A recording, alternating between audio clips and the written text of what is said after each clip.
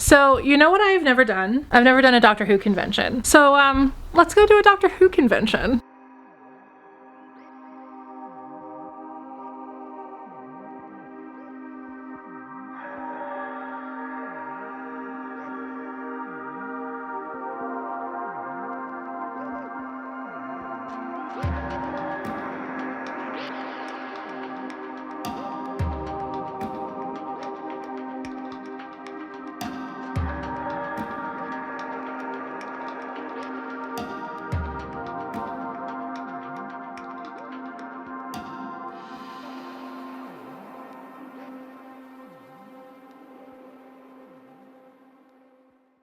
So anyway, so we are here with Ian McNeice, or Baron oh wait, that's a different show. I'm sorry. Winston Churchill from Doctor Who, but he's done a lot of stuff. Towards the end of the run, these people turned up, and they were, well, it was the casting director from Doctor Who, and it was the director from Doctor Who, and they were looking for a Winston Churchill. And guess who got the role? Yeah. And Matt Smith, it was only like the second year, the second episode he'd done, so he was still new to it, I have to say. But his energy and his enthusiasm and his inventiveness was infectious. He was terrific. And Karen Gillan, well, her legs do go all the way up. And she was gorgeous, I have to say, absolutely gorgeous. And they made my day one night when I came in, and I said, it was last night. It was Matt Smith was on the phone to me. It was Karen Gillan saying, he was on the phone. He said, "It's McNeice. Turn on the TV now. He's in Ace Ventura, When Nature Calls." And they said, "What?" So she turned on. They came there and said, "We're working with a movie star." And I said, "You are. It's true." So that was really nice, I have to say. So that was a really, really, really fun thing to do, and it was one of the best. To actually be in Doctor Who is great, but to play such a wonderful, iconic character was even better. And to play with Matt Smith, who turned out to be my favorite Doctor. Here goes Kina.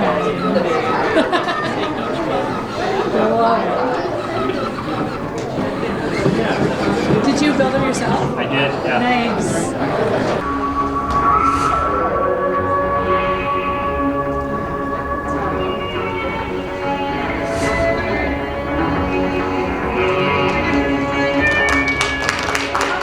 A week after I finished drama school, on his desk arrives the breakdown of the casting for Doctor Who and the character of Purple Gillian Bragg, which was described as tall, blonde Californian. But if you're catching the gist of my casting career, I don't often look like or am the person that they think they're looking for until they meet me. So he rang me up. I'd left drama school, and he said, "Hello, I'm Terry Carney." And I'd not spoken to Terry Carney. He just acknowledged that he wanted a ticket. And he said, "I want you to audition for Doctor Who. If I try and speak completely in an English accent as Nicola, you'll hear there is a difference in that voice, but that's uncomfortable, so it's much easier to speak a bit of that kind of, I'm now somewhere, I live somewhere in the middle of the Atlantic Ocean. Is that what Mid-Atlantic is as a voice actor? I never really know what that means. Anyway, that's Mid-Atlantic. I am the Mid-Atlantic. Okay. So I can go into a department store in England and they go, "Where are you from?" Okay. So he said, "Look, they are not auditioning any British actors." And I was like, "Oh, okay, never mind." He went, "But they don't know you." Okay. So he said, "So I want you to go in and I want you to be like Nanette. I want you to sound like her, act like her, be like her," because he said, "I think they're very similar characters." And he said, "You know, if you get the role," which of course was like a 3,000 to 1 shot. "If you get the role, I'll take you on, you know, and I'll be your agent. And if not, then I'm not taking on any new people at the moment, but obviously he'd take me on if I got that." Right. So, Do him a favor. yeah. So, yet again I thought, well, I've got nothing to lose. you know, what's the worst that happens? I meet someone who then thinks, oh, she'd be good for this and another thing. And I thought maybe I might get a role as someone who dies before the titles, or something like that. But the chances of me actually getting the lead 1 week out of drama school, you know, seemed remote. So I thought, I've got nothing to lose, I'm just going to go and have fun.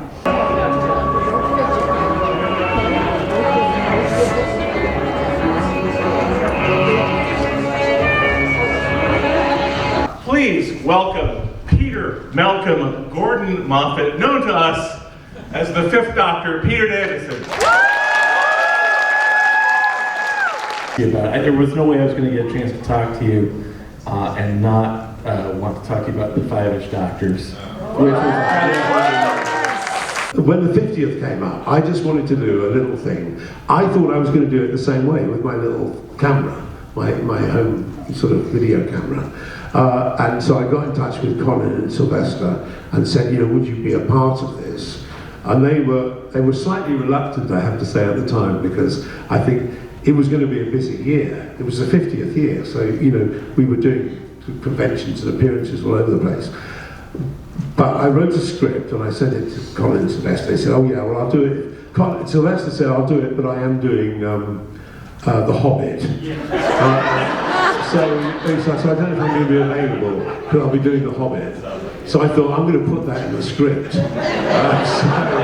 So one of the things in there is Sylvester has to keep going on boasting about he's a big movie and he's... anyway, so that... But then I had to send it to BBC Cardiff, where Doctor Who was made at that time, and because I wanted to film something there on my video camera. So I sent them the script, and then I got this phone call saying, could you come down and see us now? So I thought, oh my, I'm in trouble here. So I went down there. But then they said, oh, we'd like to give you a camera crew and a sound team, and we'd like you to film it properly for the 50th. I went, oh, okay. But they gave me a budget. I thought this was quite good, £25,000, right? Now I don't know, I'm an actor, I don't know how much it costs to make programs. It sounded like a lot of money to me. So £25,000, I think I've got £25,000. What should we do with all this money? And then they said, oh, we're going to put you together with our production coordinator over lunch. So I sat down for lunch with them, and literally inside 15 minutes, every single penny of the £25,000 was gone. Because they said, well, this is going to cost this much, this is going to cost that. I said, well, the camera doesn't come free, so no, it comes out of the budget. But we managed to, then Colin and Sylvester suddenly realised that actually this was going to be quite fun. Because it was quite clear that we weren't going to be in the 50th. So they really then changed their schedules a couple of times so they could come down and shoot the bits we needed to shoot. Running in and around the Doctor Who exhibition and things like that. So I thought, well, let's get John Barrowman. And I thought, well, it's a good joke. Why don't we give John Barrowman a secret family? Colin said to me, oh, can you write a scene with my family in it? So then I just sat down and wrote this scene where he's forcing them to watch some, videos of him. So it always became this macabre, and there's Sylvester whining on about being in The Hobbit. And so it just seemed, it almost wrote itself, but it was scripted. I mean, there actually was no real, the only bit that was kind of impromptu was Russell T Davies. So I gave him this speech where he has to leave a message on my answer machine at the end. And it was the speech was, I don't know, maybe a couple of paragraphs, right? And he just wouldn't stop talking. Okay, so here we are, day 2. It's Saturday, so I'm expecting it to be a bit busier. This is a teeny tiny convention, which I'm kind of happy for because it's been a while since I've been, I guess No Brand, which is the other convention that I used to staff out in not the one in Madison, that was GeekCon, which was also pretty small. It was in the Wisconsin Dells the first year I staffed it. The second year I staffed it, it was in, I always get the name of this the town wrong. Stevens Point. Anyway, so that's the last time I went to a super teeny tiny convention, but it's not normal for me to go to a teeny tiny. The last time I think before that was 2019 when I went to Anime Fusion. I think this is probably maybe about the same size as Anime Fusion. But yeah, so I got to go to a few panels yesterday, which was really cool. You would have seen clips from those panels. I did not record the whole panel, so I'm not going to release the whole panels, obviously, but because I don't record whole panels anymore. I used to. There was at one point I did. I don't think any of those are up anymore, except for maybe Kyle's Anime Radio that we did at one point that I was in. My friend Tom recorded. Anyway, but today I'm actually gonna meet people. So I did buy myself a new Doctor Who shirt because I packed all of my things away and thought I would be living upstairs by now. So I did try to do like an initial like search for something Doctor Who that I've got. Like I've got like David Tennant's Doctor traveling in the TARDIS, but it looks like Back to the Future. Like I've got a few fun ones. But so I quickly hit up Hot Topic, just bought this. So there you go. I have a new Doctor Who shirt. When I'm trying to decrease my nerd shirts. But there were so many there were some wicked ones there and I just needed to stay focused. Maybe some other day I will go back to the Mall of America and go to Hot Topic and go to Box Lunch and get some wicked things, but not today. That is not why I'm here. Anyway, let's go meet Peter Davison, Nicola Bryant, and Ian McNeice. Though technically I met Ian McNeice technically yesterday because I did ask him a question in his panel. But let's go do fun things at this convention.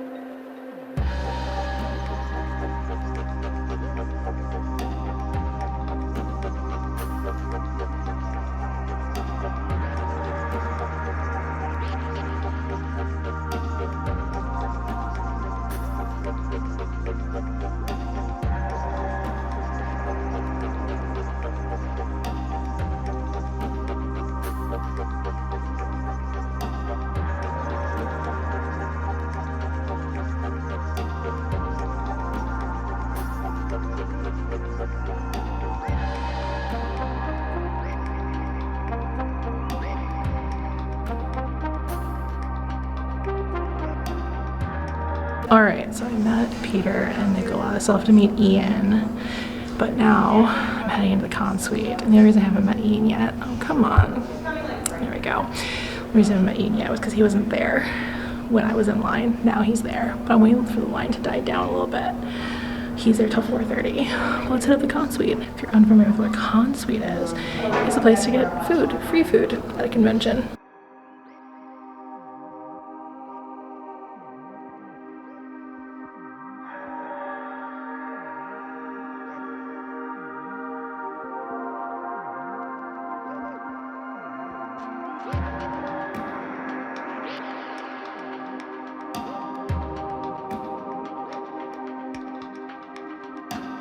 Barely knew the Doctor. You just kind of got thrown. Perry just got thrown into it. Yeah. And you know, it was harder to reconcile that Perry would know the Doctor well enough to not run off into a TARDIS corridor, grab the heaviest thing that you could get, and then bash him on the head until he came to his senses.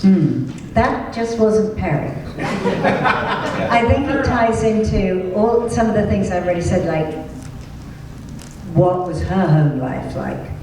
And I think I mentioned this yesterday in a chat, that I had written a quite a big thing, about Perry and who she was, and I'd looked into thinking about, well, who is her dad? Where is her dad? She doesn't have her dad anymore, and the dad that she remembers from being very young looked like the 5th Doctor. So for her, there is that connection. And if you ever meet someone who looks like someone you've lost, you'll know what I mean about that. And without them needing to do anything, you just have an extra connection to this person. Yeah.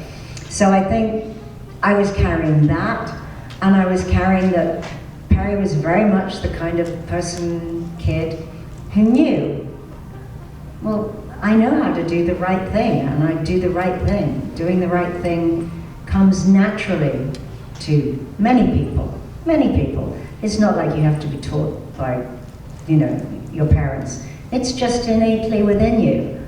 And that's exactly what it was for her.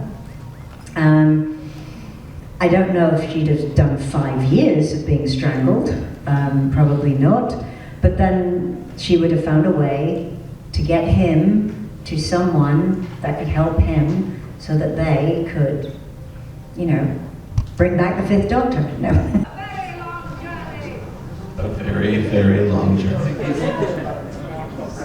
Those are definitely my trousers.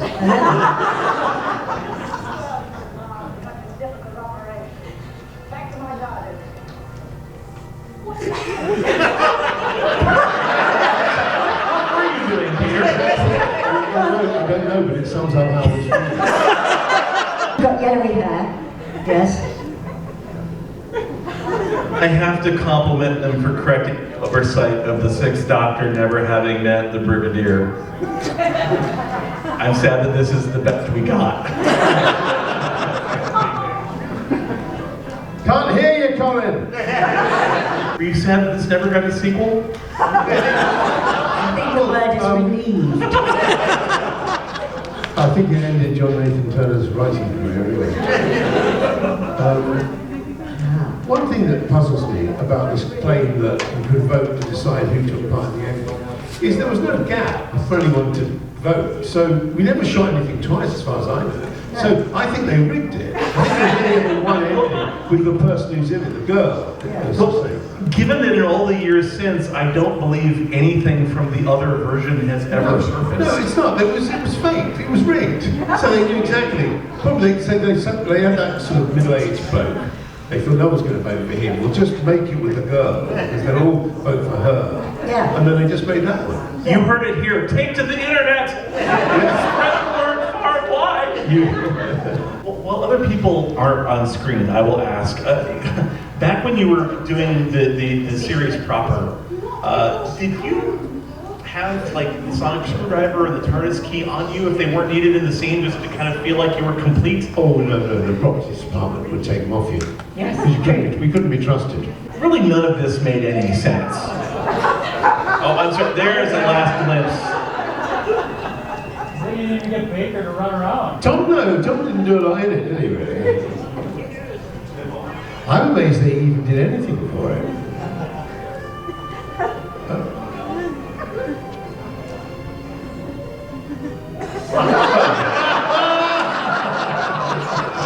Couple of decapitated times. That's not CGI, folks. That's. So technically, Sylvester is the Doctor, isn't he? Yes. He was current in the sense that they hadn't. No one had succeeded him, but this was after the end of his run. Yeah. Right. So that, thankfully, is the end of Dimensions in Time. So then cut to nearly 2 weeks post-con. And, well, a week and a half post-con. And I never finished this vlog, mostly because I ended up not vlogging on Sunday, except I did take like one clip from me trying to do their escape room.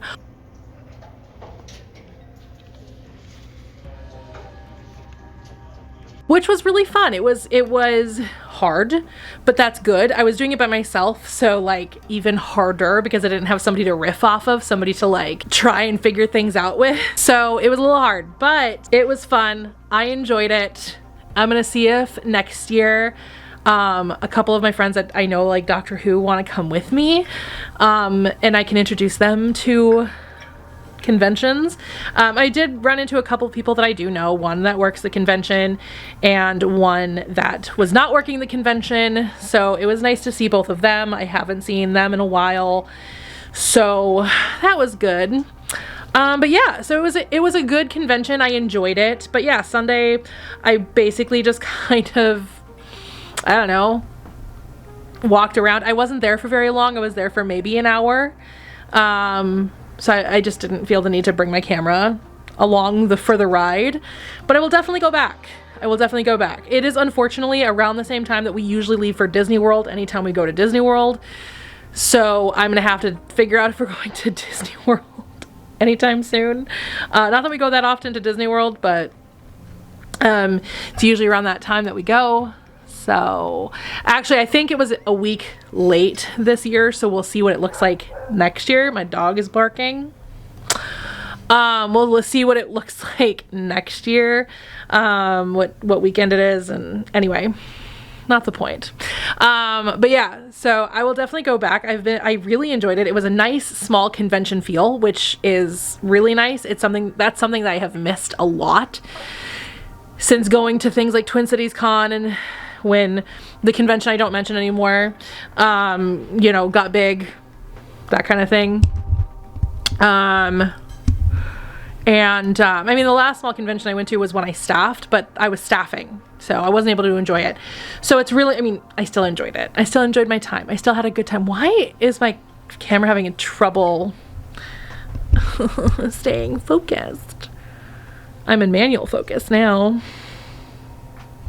There. Let's see. Okay, that should help. That should stop it. Take it out of autofocus and put it into manual focus. I hope I'm properly in focus. It looks like I am. Anyway, but that's no brand con, and that's a tiny convention. But I was working it. So, but now that I'm done staffing conventions, though there was this part of me that wanted to go to my friend that staffs that convention and be like, do you need help? And then I stopped myself because no more staffing conventions. I mean, maybe somewhere down the line I might staff again, we'll see, but I've been really enjoying the last couple of years not staffing and just enjoying conventions again. So good times. The other convention is taking a break, and we'll see when that one comes back if I want to go back onto that staff. Hi, if you're from that staff and just now hearing this. I mean, I'm not quiet about it on social media, but we'll see if I want to go back. Either way, I would go back as an attendee for sure, because I like that convention a lot. I love the people there. They are all still very dear friends of mine, so I have no problem with going back as an attendee, but we'll see about staff. Anyway, all right, I'm gonna edit this video together so you guys can see it on Thursday, and I'm gonna head on out. If you want to see my last convention video, you guys can click right here. If you want to see a Doctor Who video, you guys can click right here. You can click here to subscribe to this channel. And I will see you all next time. I'm hoping to eventually get better at vlogging at conventions again. I used to do it all the time, but then I stopped because I started staffing and it got complicated and difficult, and now it's just a muscle I haven't flexed in a very, very long time. Whoa, come on. There we go. It's just a muscle I have not flexed in a very, very long time. So, you know, Apollo needs me. I will see you all next time. Bye!